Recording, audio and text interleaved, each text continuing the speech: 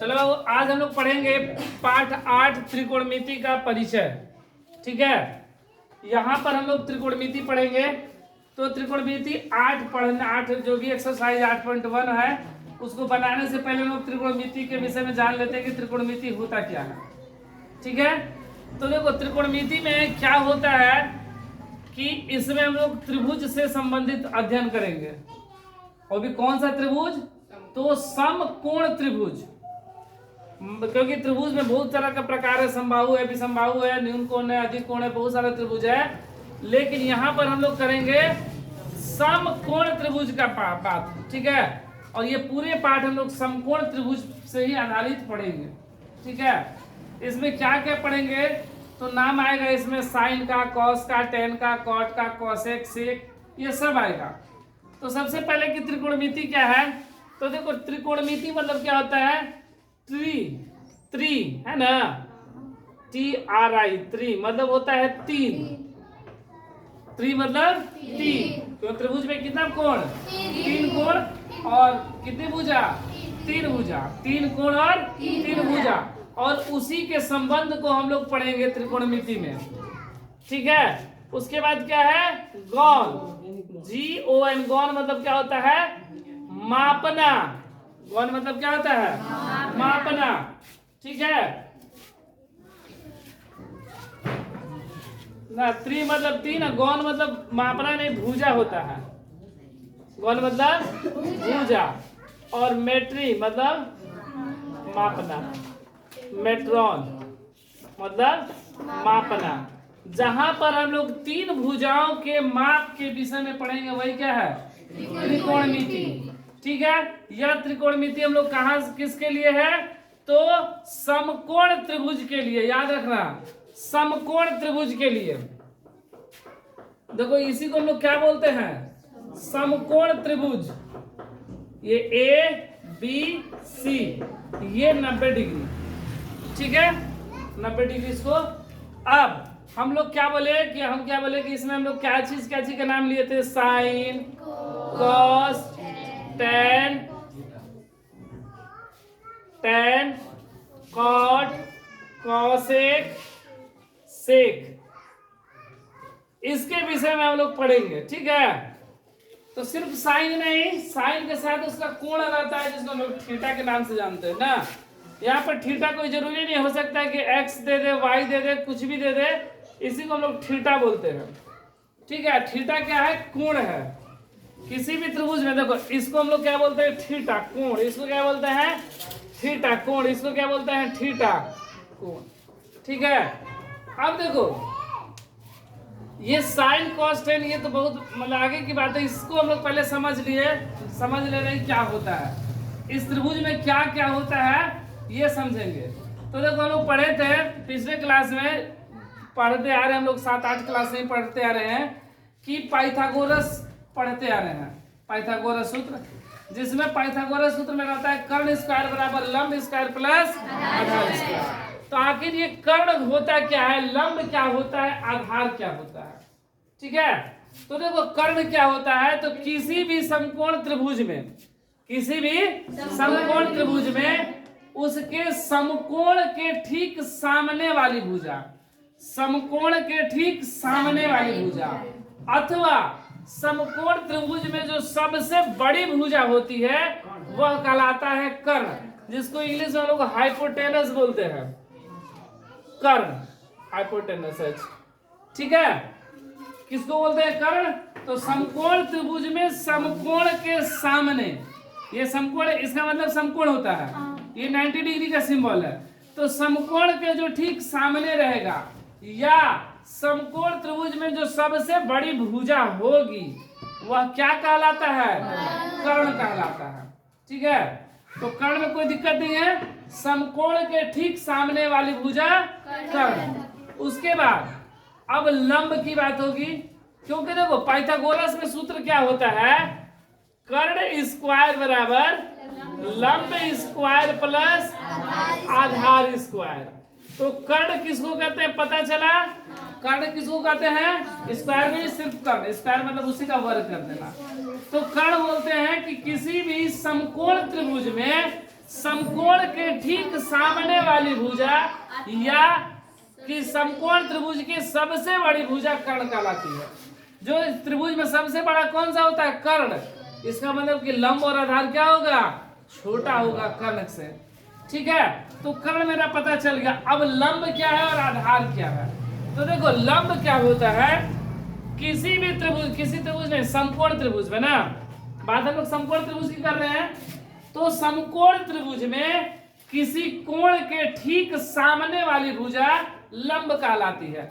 जैसे सपोज मान लो ये ए है, अगर इसके लिए लंब की बात की जाए तो इसके सामने ये भुजा है तो ये लंब हो जाएगा। ठीक है, अगर बात इस भुजा के लिए, कोण के लिए किया जाए, इस कोण के लिए, तो इसके सामने की ठीक भुजा ये है, मतलब इसके लिए लंब ये हो जाएगा। अब इस कोण के लिए तो अब तो बोलोगे कि इस कोण के लिए तो सामने ये है तो ये लंब होना चाहिए ना, लेकिन ये इसके सामने की भुजा नहीं, इसके सामने की भुजा यही है और इसके लिए भी लंब यही होगा। ठीक है, तो किसी समकोण त्रिभुज में कोण का जो ठीक सामने वाली भुजा रहेगी वह क्या कहलाता है? लंब। जैसे सी का लंब ए बी, बी का लंब ए बी, बी के लिए भी लंब ए बी, कोण बी के लिए भी लंब ए बी, ठीक इसके सामने यही है, सी के भी सामने यही है, दोनों के लिए लंब ए बी, और ए के लिए लंब क्या हो जाएगा? तो समकोण त्रिभुज में कोण के ठीक जो सामने वाली भुजा रहेगी वह भुजा क्या कहलाएगा? लंब। तो दो चीज हमको समझ में आया, कर्ण और लंब। कर्ण किसको बोलते हैं? समकोण त्रिभुज में कर्ण जो होता है वो सबसे बड़ी भुजा होता है, लंब कोण के ठीक सामने की भुजा। अब क्या बचा? आधार। तो जो एक लास्ट बच गया वो आधार, कोण जिस पर आधारित रहती है, या जब दो पता चल गया, जैसे इस कोण के लिए लंब ये है, कर्ण ये है, तो ये क्या हो गया? आधार। इस कोण के लिए लंब ये है, कर्ण तो इसके लिए भी यही है, दोनों के लिए, तो आधार ये। इस कोण के लिए लंब ये है बीसी, तो इसके लिए कर्ण तो एसी सबके लिए है ना, तो आधार क्या हो जाएगा? A B. ठीक है, तो जो एक शेष बच गया वह हो गया आधार। तो कर्ण सबसे बड़ी भुजा, लंब समकोण की सामने वाली भुजा, और आधार जो एक बच गया वो आधार। ठीक है, जिस पर कोण आधारित रहती है, बेस। ठीक है, देखो लंब को इंग्लिश में लोग हाइपोटेनस बोलते हैं, सॉरी लंब को परपेंडिकुलर बोलते हैं, और आधार को बेस। ठीक है, आधार को बेस। तो समझ में आया ना कर्ण किसको बोलते हैं? सबको बाद में हम लिखवाएंगे, अभी समझा दे रहे हैं। कर्ण क्या होता है कि किसी भी समकोण के ठीक सामने वाली भुजा, समकोण के सामने वाली भुजा, या बोले तो त्रिभुज की सबसे बड़ी भुजा क्या कहलाती है? कर्ण। लंब जो होता है वह समकोण के ठीक सामने की भुजा लंब, और आधार जो एक बच गया वह आधार। लंब कर्ण आधार, कोई दिक्कत? इतने में कोई दिक्कत है ना लंब कर्ण आधार में, क्योंकि जब तक ये नहीं आएगा तब तक फिर हम लोग ये सब नहीं आएगा। ठीक है, तो लंब कर्ण आधार में कोई दिक्कत नहीं ना। कर्ण किसको? लंब। ठीक है, समकोण के सामने वाली नहीं भुजा, कोण के सामने वाली भुजा। समकोण 90 डिग्री के सामने तो कर्ण हो जाएगा, कोण के सामने की भुजा लंब, समकोण के सामने की भुजा कर्ण, और जो एक बच गया वह। अब देखो ये जो सूत्र होता है साइन थीटा कॉस थीटा, ये सब नाम है, आखिर ये होता क्या है?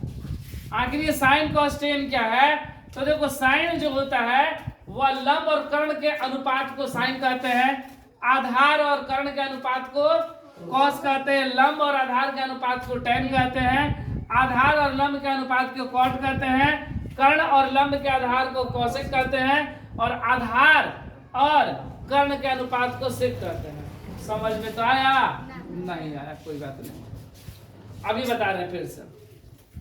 देखो ये सब का सूत्र होता है, ठीक है, ये सबके लिए क्या होता है? सूत्र होता है। देखो अगर हमको हिंदी में पढ़ना रहे तो देखो कर्ण लंब आधार, इस पर हम लोग बना लेंगे सूत्र। देखो कर्ण लंब को P से, कर्ण को H से, आधार को B से डिनोट करते हैं। ठीक है, तो देखो अगर इसके लिए हम लोग सूत्र बनाएंगे, अगर कर्ण लंब और आधार के लिए लिखा जाए तो याद करने का तरीका है लाल, LAL, लाल बट्टा कक्का। ठीक है, लाल बट्टा। अगर हमको हिंदी में लिखना रहे तब जहां एल मतलब लंब, ए से आधार, के से कर्ण, लाल बटा कक्का। ठीक है, लाल बटा कक्का से हम लोग बना लेंगे सूत्र। देखो कैसे, ये जो होता है ये सबसे पहले साइन के लिए होता है। तो साइन के लिए क्या है, एल बटा में के, एल बटा में एल फॉर लंब, के फॉर, तो लंब बटा में कर्ण किसका सूत्र होता है, साइन का। और साइन का डिफिनेशन हम क्या बोले कि साइन क्या होता है, तो किसी समकोण त्रिभुज में लंब और कर्ण के अनुपात को हम लोग साइन कहते हैं, साइन थीटा। लंब और कर्ण के अनुपात को क्या कहते हैं, साइन थीटा। उसी तरह कॉस है ना, कॉस क्या होता है, आधार और कर्ण, आधार और कर्ण। तो ये क्या हो गया, ए बटा में के, ए से आधार, अब बटा में कर्ण, आधार और कर्ण के अनुपात को हम लोग क्या कहते हैं, कॉस थीटा। उसी तरह ये क्या है, टेन, एल बटा में ए, लंब बटा में, लंब बटा में आधार। ठीक है, अगर कॉस का पूछा जाए कि कॉस किसको कहते हैं, तो आधार और कर्ण के अनुपात को कॉस, टेन किसको कहते हैं, लंब और आधार के अनुपात को टेन। ठीक है, तो लाल बटा कक्का से मेरा साइन कॉस टेन निकल गया ना। अब देखो जो कॉट होता है वह टेन का ठीक उल्टा होता है, टेन का ठीक उल्टा। अगर टेन लंब बटा में आधार है तो ये हो जाएगा आधार बटा में, इसको हम लोग क्या बोलते हैं, आधार बटा में लंब। ठीक है, यहाँ सामने लिख दे रहे हैं, तो कौन किसका उल्टा होता है। ठीक है, साइन का उल्टा जो होता है वो क्या होता है, कॉसेक, साइन का उल्टा कॉसेक। ये ठीक इसका उल्टा होता है, ये लंब बटा में करना है तो ये क्या हो जाएगा, कर्ण बटा में लंब, कर्ण बटा में लंब। ठीक है, कॉसेक। और कॉस का उल्टा जो होता है वो क्या होता है, सेक, कॉस का उल्टा सेक, सेक थीटा बराबर क्या हो जाएगा, कर्ण बटा में आधार, कर्ण बटा में आधार। और टेन का उल्टा क्या होगा, कॉट, कॉट थीटा बराबर आधार बटा में लंब। क्या हो गया, आधार बटा में लंब। ठीक है, अगर ये हमको हिंदी में इस तरह पढ़ाना रहे, याद करना रहे, तो हम लोग क्या लिखेंगे, लाल बटा कक्का, और उससे मेरा सूत्र निकल जाएगा। अगर इसी को अगर हम लोग इंग्लिश से पढ़ना रहे, जैसे कि कर्ण को हाइपोटेनस, लंब को परपेंडिकुलर और आधार को बेस बोलते हैं, अगर वैसे देखा जाए तो इसके लिए देखो हम लोग एक ट्रिक बनाया है जिसका नाम है पंडित भोला प्रसाद हर हर बोले सोना चांदी तौले। देखो पी से पंडित, ठीक है, पी से पंडित, भोला, बी से भोला, पी से प्रसाद, पंडित भोला प्रसाद हर हर बोले, एच से हर, एच से हर, अब बी से बोले, पंडित भोला प्रसाद हर हर बोले सोना चांदी तौले, एस से सोना, सी से चांदी, टी से तौले।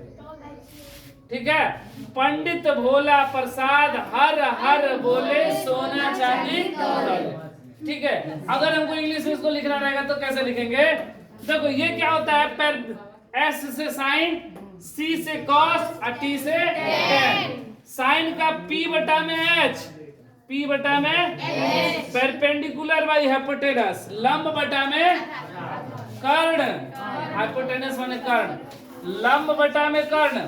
ठीक है, अगर इसी को कॉस को बोला जाए तो बी बटा में एच, बेस बाई हाइपोटेनस। ठीक है, अगर ये टेन की बात किया जाए तो परपेंडिकुलर बाई बेस, लंब बटा आधार। ठीक है, और ठीक इसी का उल्टा हो जाएगा, ये क्या, एच बटा में पी, ये एच बटा में बी, बी बटा में बी। तो अगर हमको अगर इंग्लिश में अगर पढ़ना रहेगा तो पंडित भोला प्रसाद हर हर बोले सोना चांदी, अगर हिंदी में पढ़ना है तो लाल बट्टा, जैसे सुविधा पढ़ने का। ठीक है, ये हो गया मेरा साइन कॉस टेन। अब देखो और भी इसमें कुछ है तो इसको इतना तो लिखना है तो लिख लो।